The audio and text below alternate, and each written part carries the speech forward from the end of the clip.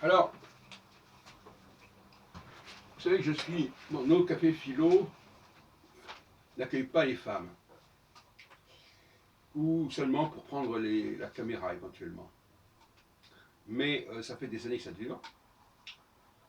Et je me souviens qu'en 78-79, quand j'avais créé le cercle d'études de recherche sur l'identité juive, on s'était aperçu qu'il fallait diviser les groupes entre un groupe théorique qui était essentiellement composé d'hommes et un groupe vécu qui était essentiellement composé de femmes.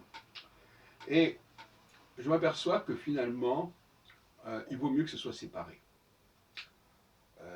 C'est pas seulement une séparation spatiale, comme dans les synagogues, par exemple, je sais pas. Mais on ne parle pas la même langue, on ne fonctionne pas sur le même registre.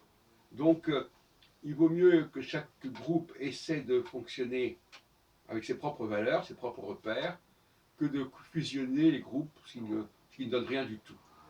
Donc là, il y a une espèce. Et là, c'est pas du tout un principe a priori. Hein. On laisse les choses se faire et les groupes se constituent. On n'a jamais dit dans nos cafés philo qu'on excluait les femmes. Mais c'est comme ça. On n'a jamais dit qu'il fallait que les gens se mettent ensemble de telle et telle manière, mais c'est comme ça.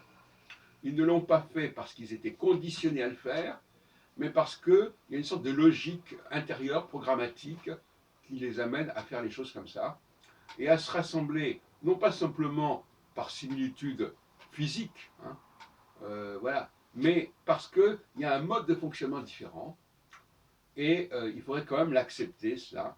Il est dommage que les sciences sociales, la psychologie, la sociologie, etc., n'aient pas encore fait accepter cette évidence, pour des raisons idéologiques, pour des raisons politiques, pour des raisons de déni.